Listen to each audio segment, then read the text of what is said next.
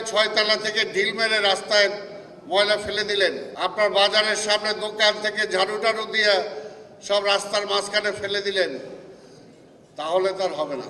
পুরা ঢাকা শহর জুড়ে সব জায়গায় হকার বসে যাবে, সব ফুটপাত দখল হয়ে যাবে, রাস্তা দখল হয়ে যাবে, এটাও হতে পারে না।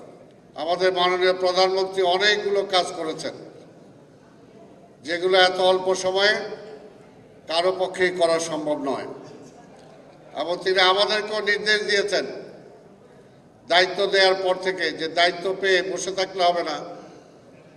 এই দায়িত্ব দেওয়ার মানে হলো এটাই যে এতদিন সিটি কর্পোরেশনের পক্ষ থেকে নাগরিক সুযোগ সুবিধা অনেকে বঞ্চিত ছিল, অনেক জায়গায় অনেকে খোঁজ খবরই রাখতো না, সিটি কর্পোরেশন আছে কি নাই এটাও বোঝা যাইত না। সেই অবস্থায় চলতে পারে না। নাগরিকদের সুযোগ সুবিধা দিতে হবে। সিটি কর্পোরেশনের দায়িত্ব বর্জ্য পরিষ্কার করা, সিটি কর্পোরেশনের দায়িত্ব লাইট জ্বালানো, স্ট্রিট লাইট, সিটি কর্পোরেশনের দায়িত্ব মশা নিধন করা, সিটি কর্পোরেশনের দায়িত্ব যাতায়াতের যে ব্যবস্থা রাস্তাঘাট সেগুলো সংস্কার করা, নতুন রাস্তা করা, এটা হলো সিটি কর্পোরেশনের দায়িত্ব। পাশাপাশি আবার জনগণকেও এই বিষয়ে আগে আসতে হবে। তো কাজেই আমি যেটা সবসময় বলি যে সিটি কর্পোরেশন এবং জনগণ 50-50 দায়িত্ব। আমি একদিক দিয়ে রাস্তা পরিষ্কার করলাম, আর এদিক দিয়ে আপনি 6 তলা থেকে ঢিল মেরে রাস্তায় ময়লা ফেলে দিলেন, আপনার বাজারের সামনে দোকান থেকে ঝাড়ু টাড়ু দিয়ে সব রাস্তার মাঝখানে ফেলে দিলেন, তাহলে তার হবে না।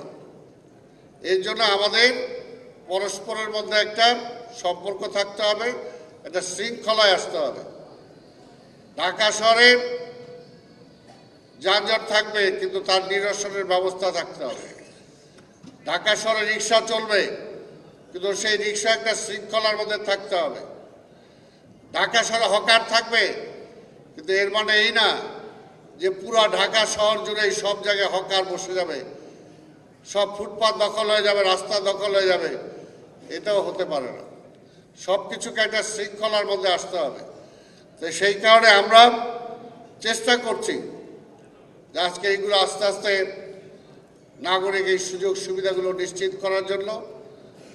আজকে আরেকটা যেটা সমস্যা, জলাবদ্ধতা। বৃষ্টি হলেই ঢাকা শহরে পানি জমে যায়, বন্যাটা না হয় বাদে দিলাম, এই সমস্যা থেকেও সমাধান করতে হবে।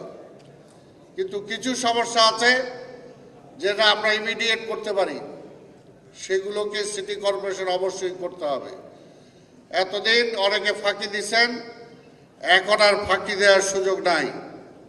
যেটা আমি পরিষ্কার বলতে চাই, জাতীয় সনদপত্র, জন্ম নিবন্ধন, মশক, বর্জ্য এবং লাইট, এইটাতে যদি অবহেলা করেন তাহলে সেই কর্মচারীদের চাকরি চলে যাবে।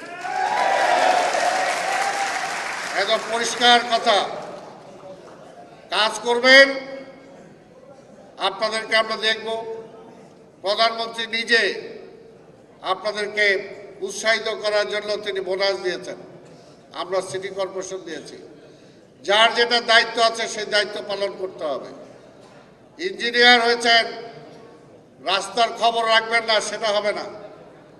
যাইতে হবে, জনগণের কাছে যেতে হবে, তাদের সমস্যা শুনতে হবে। যেমনি আজকে আসছি, সব ইঞ্জিনিয়ার সব সহ নিয়ে আসছি। আর ভবিষ্যতে আজকে আপনাদের সাথে আলোচনা করে যেটা মনে হলো, ভবিষ্যতে ইনশাল্লাহ আমরা যখন এরপরে বসবো, সেখানে পুলিশ ভাইদেরকেও রাখবো ইনশাল্লাহ।